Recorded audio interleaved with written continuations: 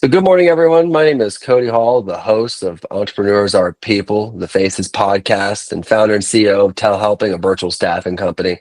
I'm really excited today to welcome Bill O'Donnell here this morning so we can have a wonderful conversation with a professional and a man. Good morning, Bill. How are you? I'm doing, as we say in deep South Georgia, finer than frog hair. Bill, And you understand that. it reminds me of my grandfather. He had a saying for everything. And one thing I used to always love, he'd be like, if a toad wouldn't jump, it wouldn't bump its behind. And so, I Oh, yeah. love it. Well, Bill, I want to, in the name of what I do, which is outsourcing, I want to take a moment, tell us who we're talking with here today. Well, as you gather, I'm a South Georgian by birth, a Southern gentleman by upbringing, and I choose to remain so. Air Force veteran, and retired out here in Nebraska in 1993 after a 20-year career, and ended up, by the grace of God, moving into the financial planning business. I've been a financial advisor for a little over 26 years, and I passionately love what I do. That's good. And also I'd like to thank you for your service as a veteran to veteran. It's always a pleasure to get to talk to folks who served as well. So you did a full 20. Full 20. Oh, you know what? You have more commitment than me. I did 12 and I barely made it. Well, I was mid-career. I got grabbed off for an assignment at Strategic Air Command headquarters here at Offutt Air Force Base in Bellevue, Nebraska. And I changed from my executive support and squadron commander and general's aide role into the audiovisual manager for all of SAC. I majored in broadcast news at Georgia. Mm-hmm. And so that was a good fit, and I thoroughly loved it. I got a chance to work with great people and do things that actually influenced the combat capability of the United States. And it was just rewarding and fun, and I had great people working for me. One of my bosses, I was in the operations training area. One of my bosses told me, says, none of us who are flyers understand what it is you do. All we know is that when you're involved, good things happen. So you just keep doing what you're doing and let us know when you need money. That's not a bad gig. I appreciated that about I was in the Marine Corps reconnaissance, and the one thing that most people forget is they think recon's this amazing thing, all right? And they think, oh, the recon, the elusive tree hider person who lives in a bush. But really, we're just fancy observers, and our primary job is to support the Marine infantry. And so, but I love the job because I could see a direct impact on everything I did. Like, we did our job well, lives were saved, right? Yep. Information was confirmed or denied.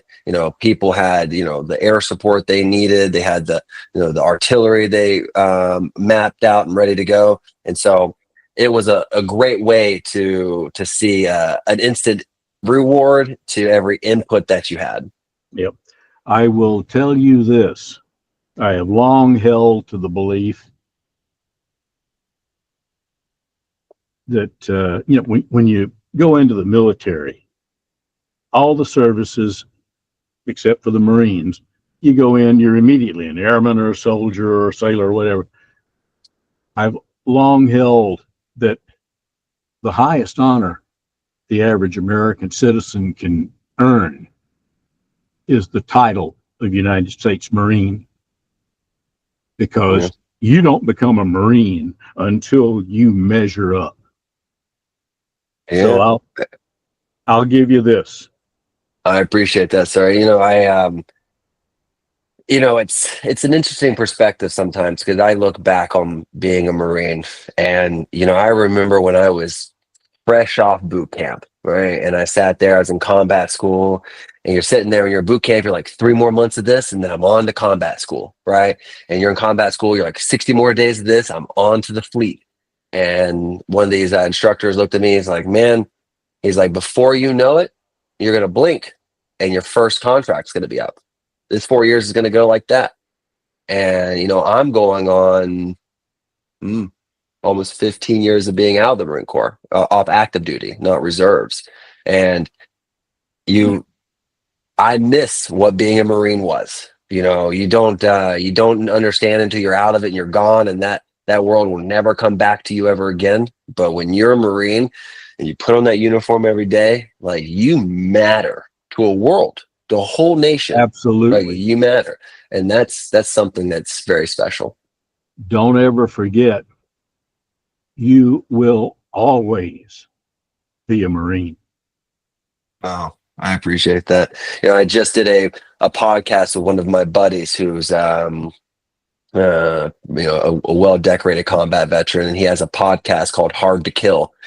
And I was graced the opportunity to be on there, which is funny because considering all the people who actually go on this podcast, there are some really heroic men. I know some of them that were on this podcast, well decorated, and then he has little old me on there. And I was chatting with him, and one of the photos that he posted along with the podcast was me as soon as I graduated BRC. And like, woof, look at that kid 20 years ago.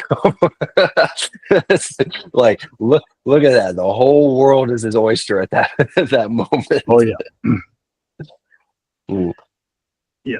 Unbeatable, untamable. Yeah, 10 foot tall and bulletproof, Bill. 10 foot tall and Mm-hmm. bulletproof.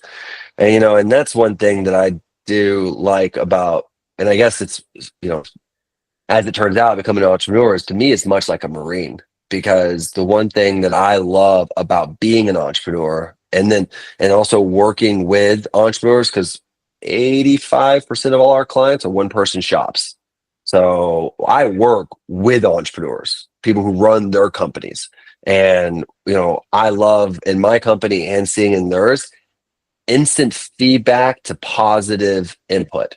And Mm-hmm. so, in my company, if I make a quick change and I see the impact of it, it's like being a Marine again, right? It's about hooking and jabbing and doing the things that need to get done during the time that no one wants to do them, right? Going where no one wants to go to get the results that you need to succeed. And then adding this effort to people's companies and then seeing the positive come of it. It makes those days where sometimes you're in the mud, makes it worth it. Yep. And there is no reward like accomplishing something when you're working for yourself. I agree. I would not be happy working for someone else. I did that for 6 years after I retired, Mhm. and then got recruited into financial planning. And I would not be happy working for anybody else. No, I'm a really bad employee. They use this word insubordination a lot when I was in the Marine Corps. Um, and I had a mentor of mine, a former Navy guy and CEO of a company I was a part of. And he said I was a horrible employee. He's a great mind, horrible employee. But, that's what a lot of folks don't understand when they want to go out and run their own business, is that you have this mindset, I'm going to be my own boss. And then you realize, to be a successful entrepreneur, you have to be a really bad boss to yourself. And so, and it requires you to put in hours that you didn't previously think you're going to have to work. But One thing that I love about being in charge of a company and running a company that also supports small business is I get commonly asked how many employees I have, right? Or I get commonly asked how many clients we have. And I don't look at client numbers or employee numbers. What I count is how many families I support, right? Hmm. We're lucky at telehelping where we support hundreds of families. I have moms and dads who work for me who support clients, and the salaries they get support their spouses, their kids, their life.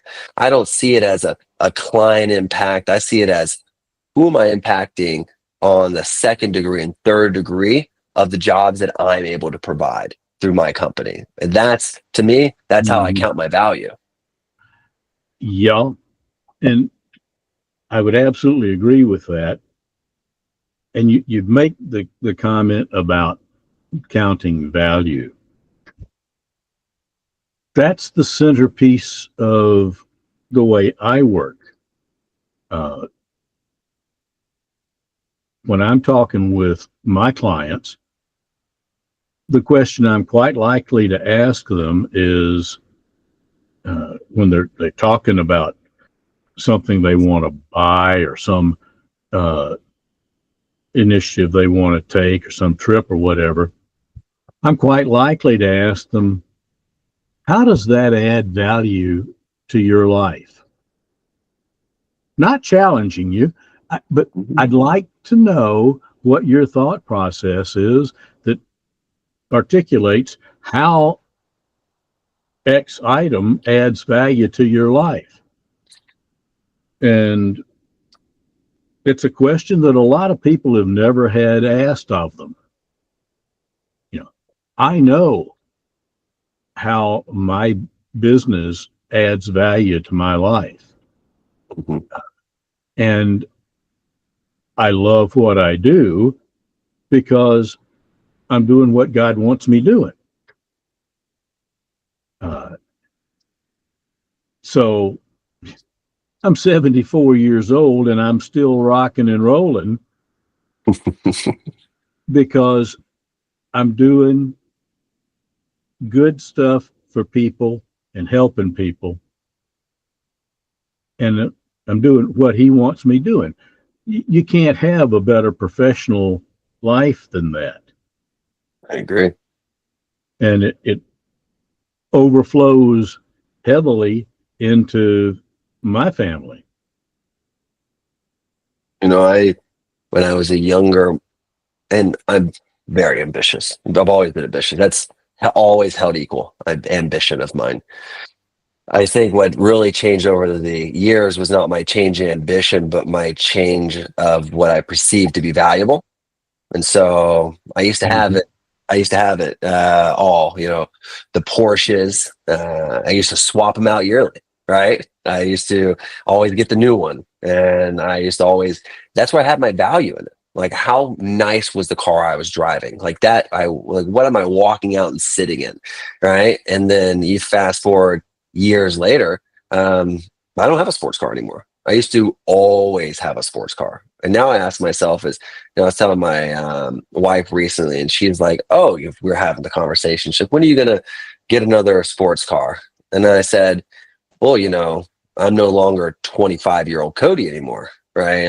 I don't look at a Porsche as something that provides me value to that in my life. It's a nice to have, right? But then it told her, she's like, "Well, when it would be nice to have again?" And I said, when I can buy it in cash and it's less than 10% of my overall cash holdings, right? And I'm like, so if it's less than 10% of the cash I have in my account, I'll consider that a very small purchase and something that I can reward myself with. But I don't have Mhm. 10% of $500,000 to buy a Porsche with. And now I hold value into the home I sit inside of. Like, do I own the land I stand on, right? And is my Mhm. family going to be able to, worst case scenario, um, ensure that regardless of what happens, that we're going to have a home to live in? Like, great, we have a home, we have homes, we're good. I did the car. I drive a Toyota now, right? I'm a Toyota man. That's my value. Am I going to Mhm. have it maintained every week? That's where I look at now. Yeah. And that perspective is something that I think a lot of entrepreneurs don't have. And it causes a great deal of stress on them and their families because it puts them in a financial box that they're forever trying to fight their way out of. And that's not healthy. No. Uh, when I'm talking with clients, I'll drill down on that. How does this add value? And really force them to defend why they're spending money on whatever it is. Uh, One of my favorite stories is a young couple came to me many years ago.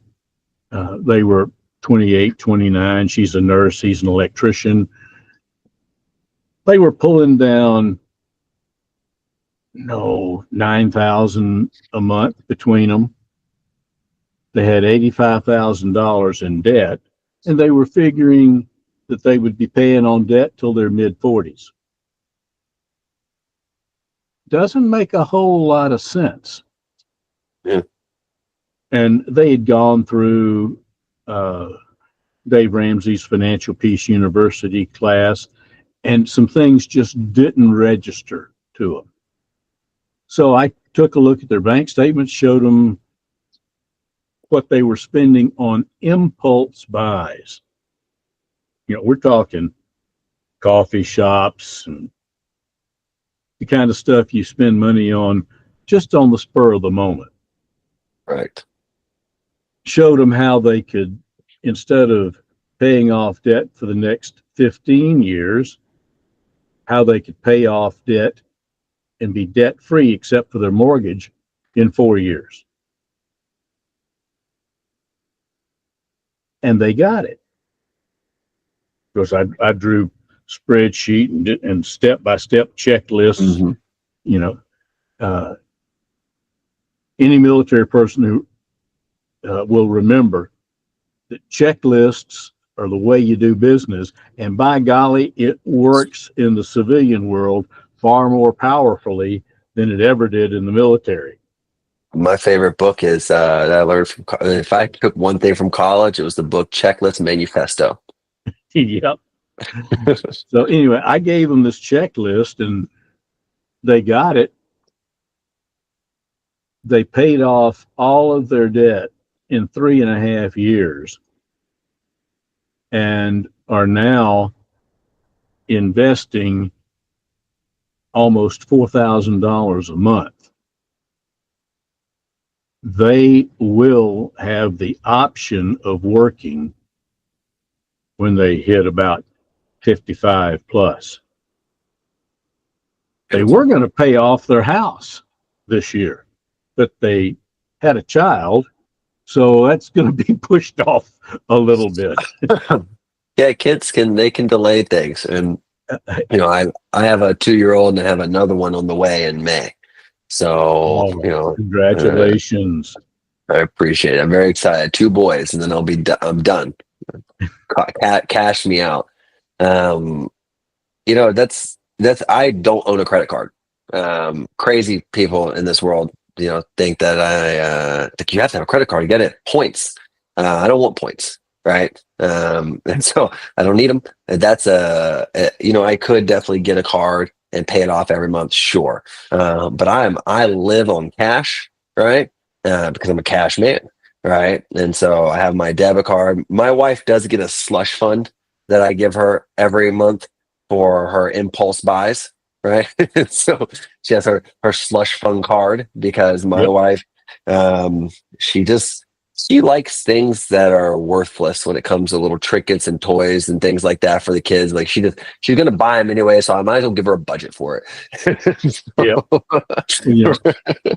A credit card is a tool Mhm. like anything else. if you use it wisely, it can be beneficial. If you don't use it wisely, it's an improvised explosive device that's going to cause trouble and Yeah, pain and suffering for your family at yeah, some point in time. Uh, no, I agree. now, they're not inherently evil, but they sure are tempting to misuse. It's And just it's not real money to me. And, it's like I trade every day on the market, and so I keep most of my assets, liquid assets, in my Chase Schwab account. And so I don't trade on margin. Like I could have all the margin in the world if I wanted to, right? They'll love to give me some margin. I don't trade on margin. I don't want to borrow money from anybody. And so, yeah, I just want to I play with the cash that I have. I do well with the cash I have, and that's fine by me. And that's what I tell my brother all the time. Hardworking man. He owns a plumbing company, right? Which is, man, if I could have looked back 15 years ago, I probably would have gotten into the trade business. oh Um, yeah, and I didn't know how much a little blue collar millionaire could make. And so good for him. But the one thing that he always, it stresses me out because I don't like paying for things. I'm reminded that I have to pay for him every month. And he gets the new cars, right? Has the big house, has the barn dominium, the property that he goes hunting on and riding, has the boats and everything. And I was like, man, you are living the American dream, mortgage and 2 car payments, right? And it's always this conversation with him where it's like, oh, I'm going to pay off. He gets on the phone with me. And I'm like, oh, I'm going to pay off the truck at this date over here, and then I make an extra payment every month from this, and it's all that's the conversation. He's cycling. He's just sharing with me because he's taking me through his brain, but he's always talking. I'm like, man, is that what goes on in your brain all the time?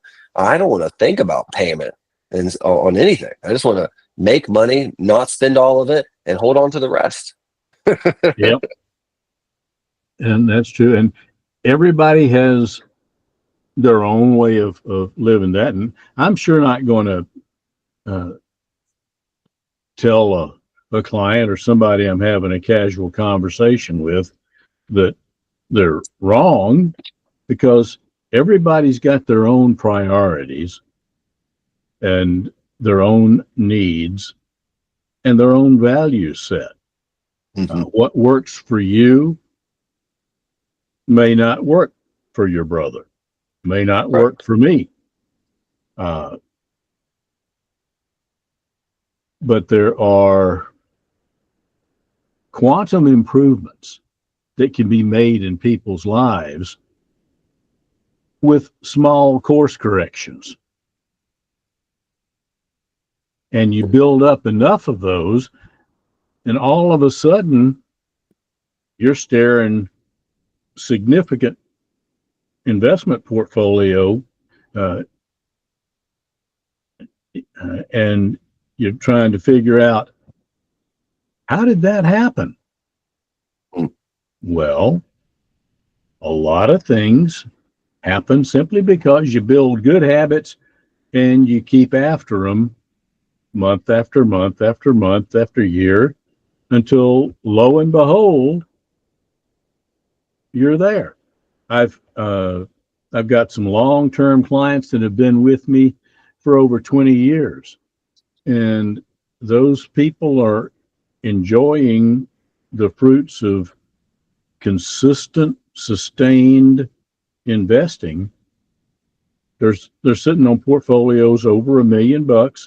They're happy. They got no debt, and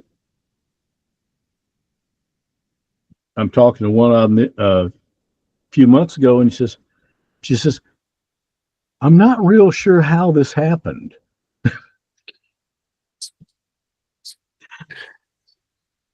But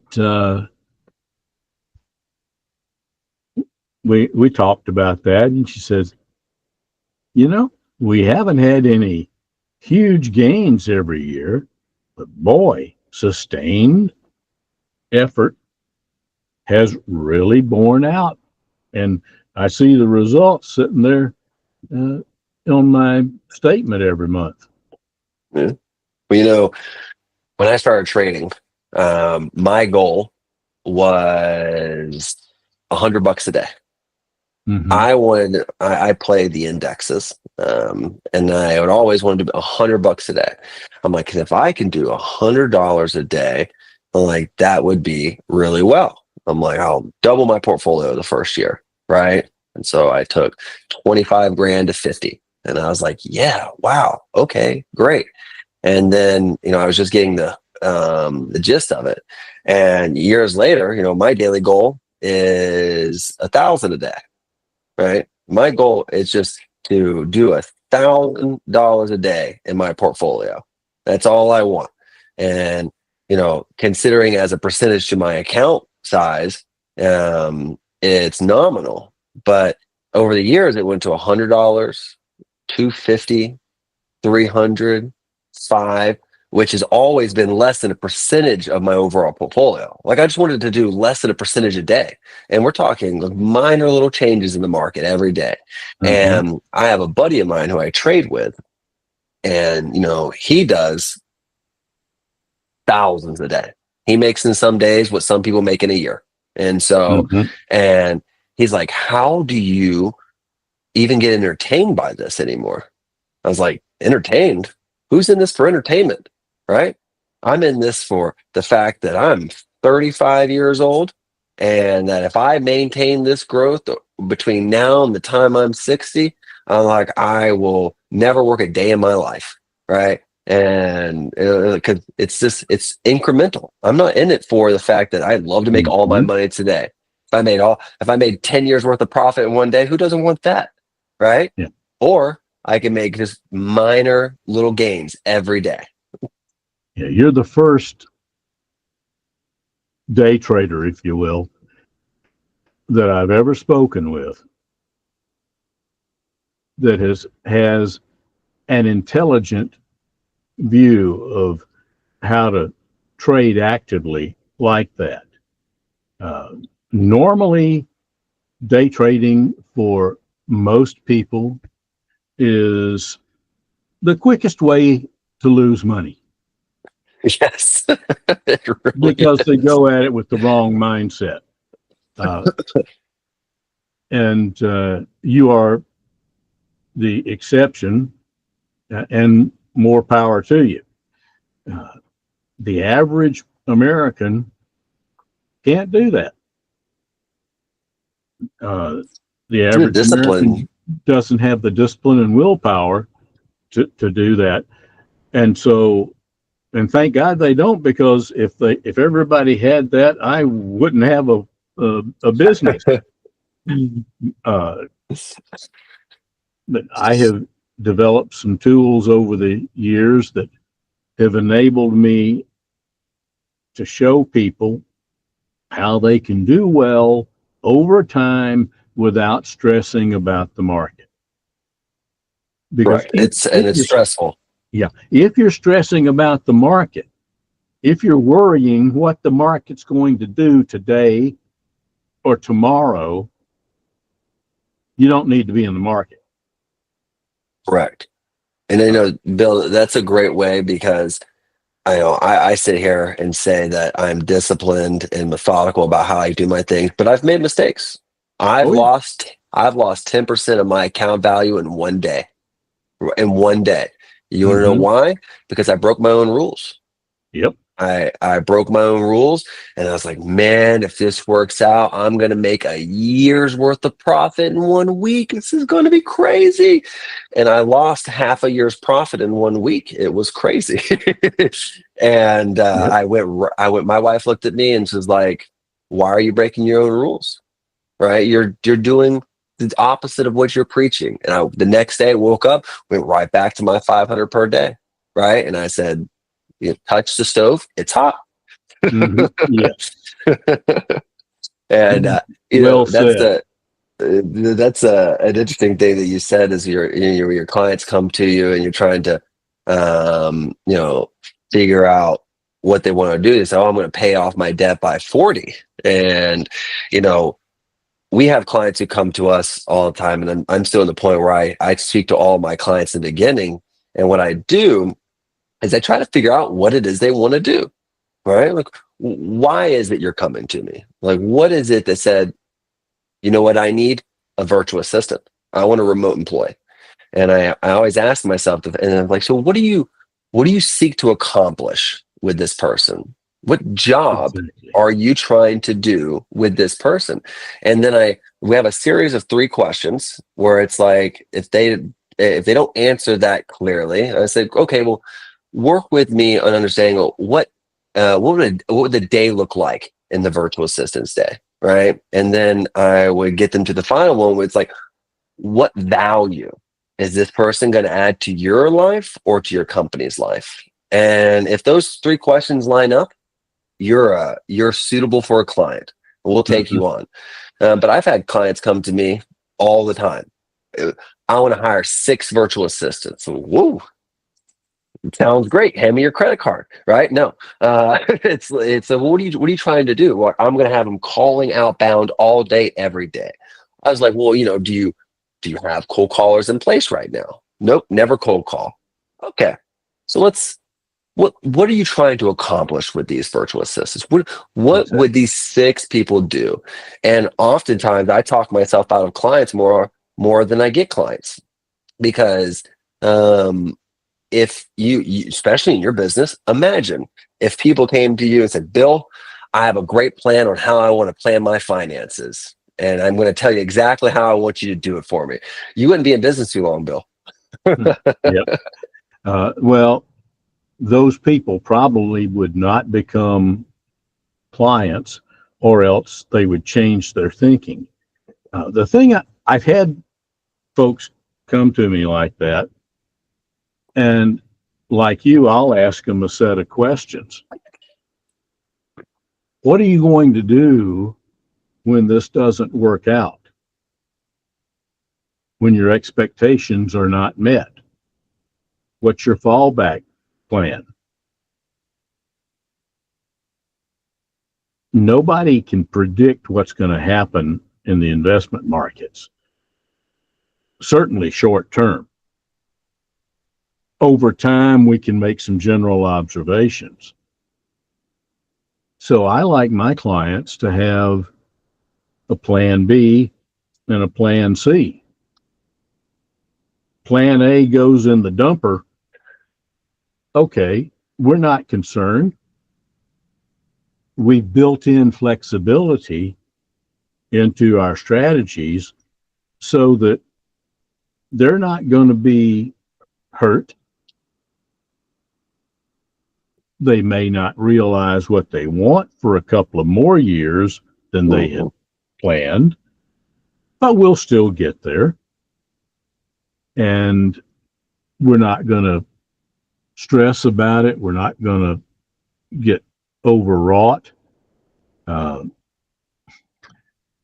my second year in the business, I bought another practice, and one of the clients I acquired was a lady who watched the market every day, and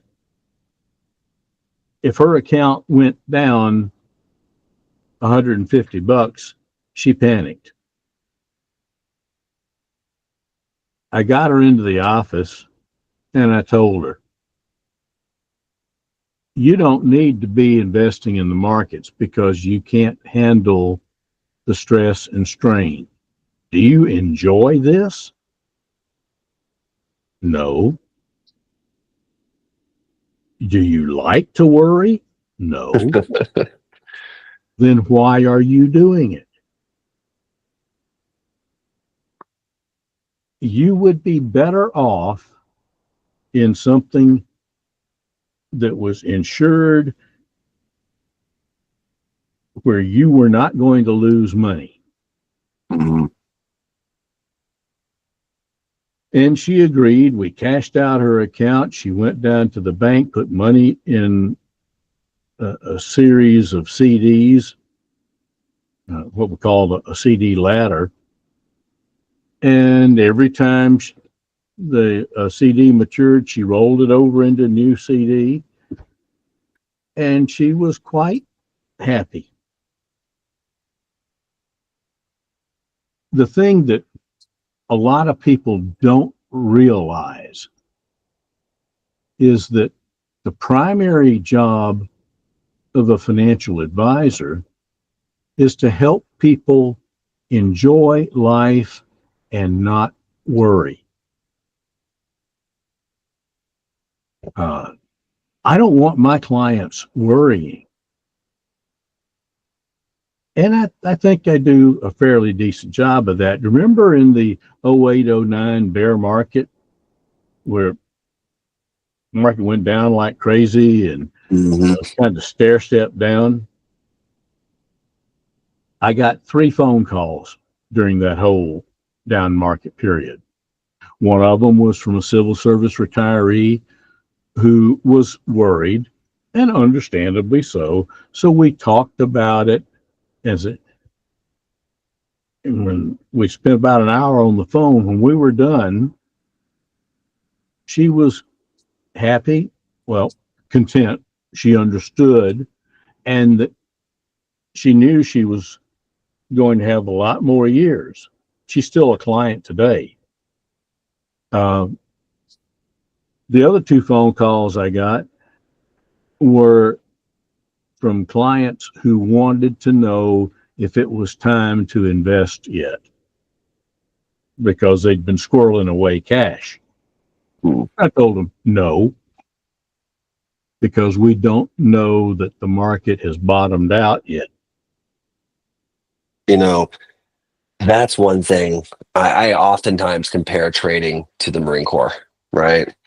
And it's much like entrepreneurship, right? Everyone likes the idea of it, but no one understands the ability that they require in order to absorb risk and fear.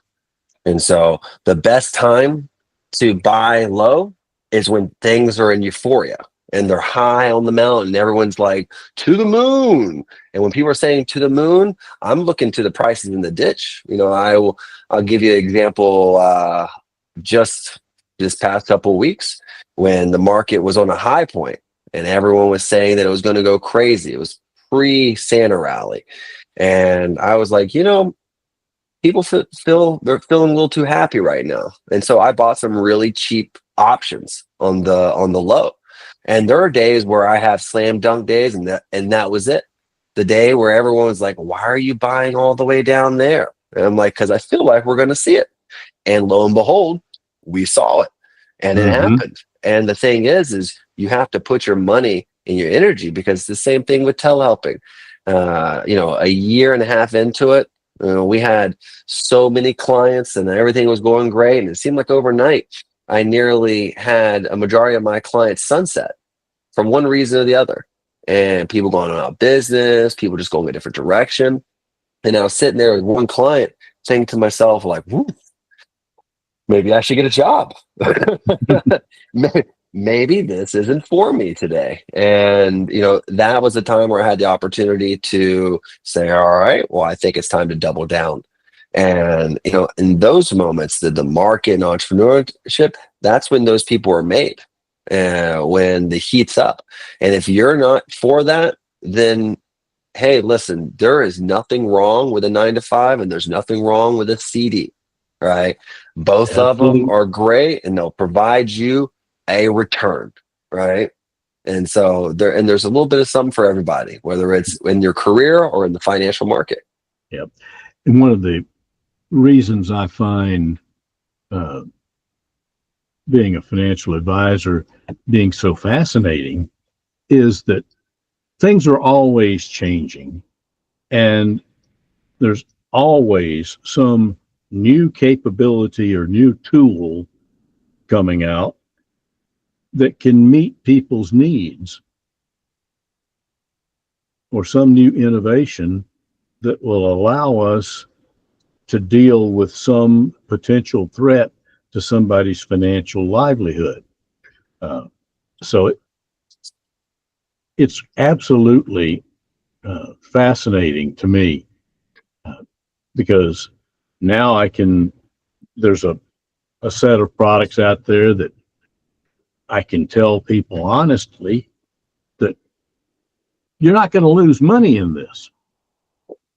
You may not make a whole heap a lot, but you're not going to lose money. And that's something that people are very afraid of these days. So this tool allows me to take fear out of their lives. Mm-hmm. If I can do that, then they're going to be happier. I agree. And that I think that's a good transition. As we get ready to wind down here, Bill, is tell us who your business is, kind of what you specialize, if you have a certain niche or a product, and kind of how people get in contact with you if they find themselves in the need of your services. Okay.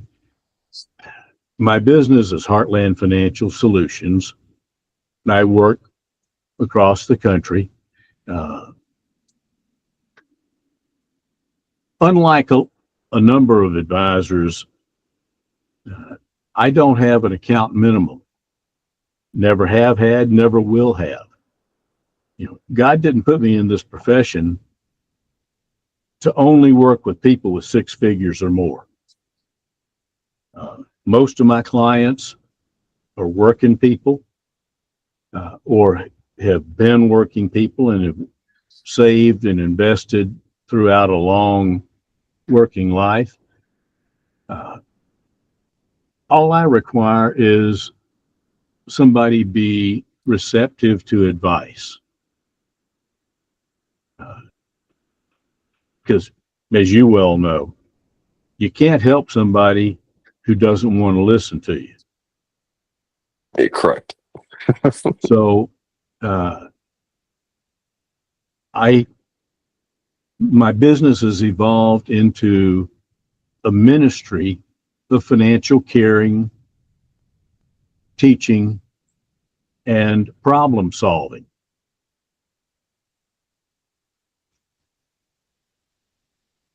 And I've made mention of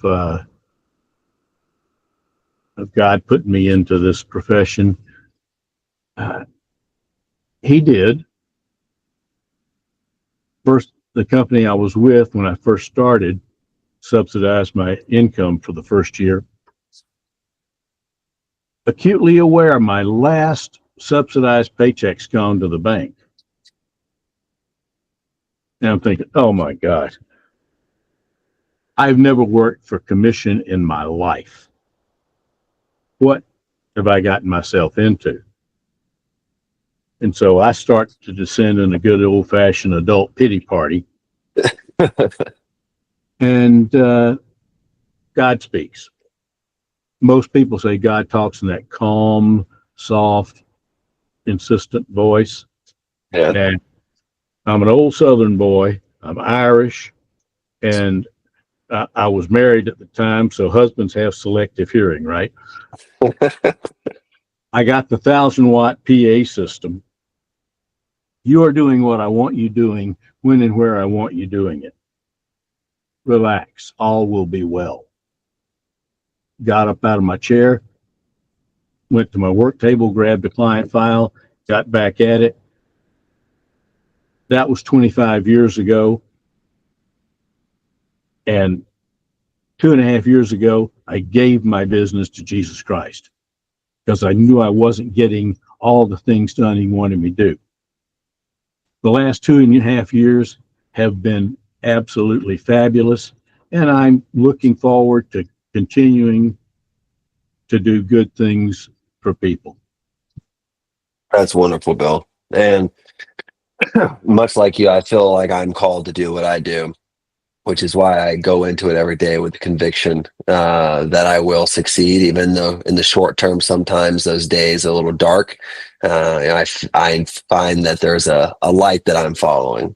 And Yep. so I really appreciate you taking the time to be with us today. I appreciate you being open with us in your conversation, not only about who you are, what your business is, but also your beliefs. And so I like to thank everybody for tuning in to this day's episode. And I want to appreciate Bill for coming on with us. And I also say thank you to Telehelping, who sponsors and pays for all the time and energy that goes into allowing me to take time to do this on a daily basis and speak to great people. And if you want to be on this podcast or you want to get in contact with Bill, you can reach out directly to Bill via LinkedIn. You can also reach out to us and we'll connect you directly to Bill. You can email us at info@telehelping.com and we'll connect. This is The Faces. Entrepreneurs are people. I'm your host, Cody Hall, and we hope you all have a great day. I appreciate your time, Bill. Hey, be blessed. Have a wonderful day. Thank you, Bill. This video was brought to you by our official sponsor, Telehelping. Need support for your business? Telehelping connects you with top-tier remote staff to help you streamline operations and fuel growth. Go to telehelping.com and get started today.